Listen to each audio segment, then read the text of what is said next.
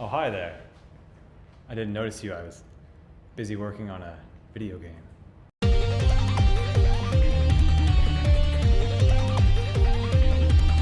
Tar is a video game created by an amazingly talented group of electronic arts students.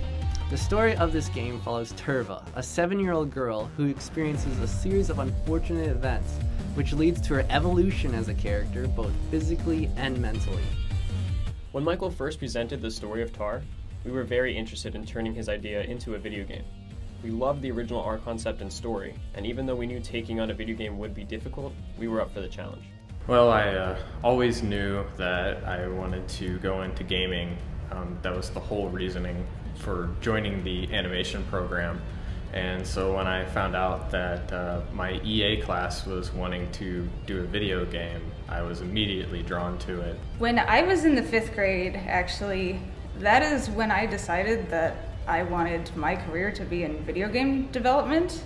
So when college rolled around and then it sort of became a possibility for me to actually work on a game in a sort of professional setting, then it was, I couldn't pass it up. The reason why I was drawn to Tar is because I've always wanted to create video games. I've always had so much fun playing them, but I've always wanted to make one for myself. And honestly, what's not fun about a little girl fighting robots? Our design philosophy in everything, visually and audio, and it even got into the way the game's played, has been creepy but cute. So creepy cute sort of stuff.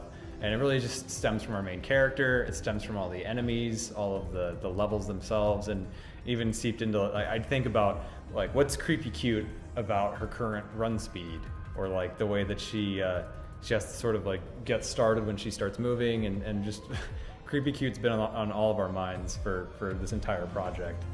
I think my favorite thing about Tar is the style.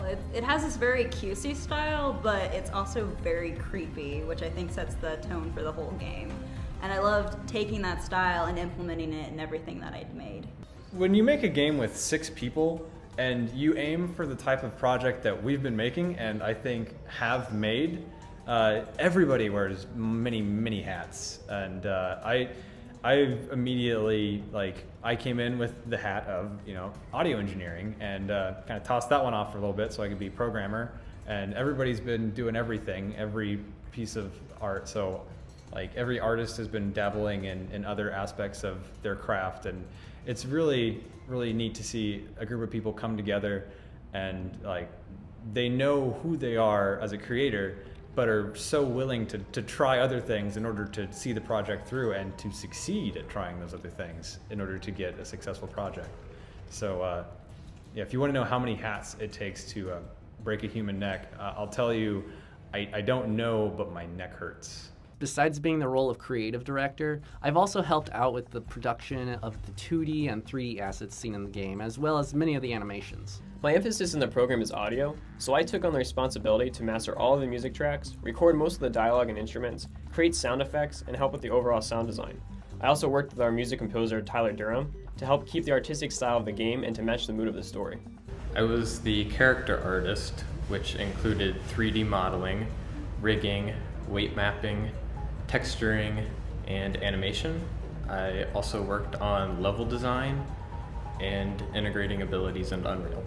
For Tar, I was the environmental artist, and what this means is that I was creating the levels in Unreal by placing the assets and sort of blocking out where the character needed to go, and then later in the game I was also working on the particle effects for Turva and the environment. I was in charge of creating the user interfaces for Tar. Essentially what this involved was creating the assets in Photoshop and Illustrator, such as the health bar, the tar bar, the boss bar, the different ability icons, and the pause menu and start menu. For the more animated things, such as loading screens, I would go into After Effects. Well, when we started about this time last year, I signed on to do audio engineering and implementation, sound effects and stuff, and music, and I was really into that. But as we got to work, that sort of work, those tasks weren't really necessary early on, and what we really needed was an engineer, someone who could understand scripting and programming and stuff, and get started prototyping the game right away. So I filled that role And as we kept working on it, I just kept at it. This project has just been an overall wonderful experience for me and everyone else on the team, and I just can't say thank you enough to all of the hard workers in this group and all of the family and friends who have helped support us through the entire process. Thank you all and enjoy.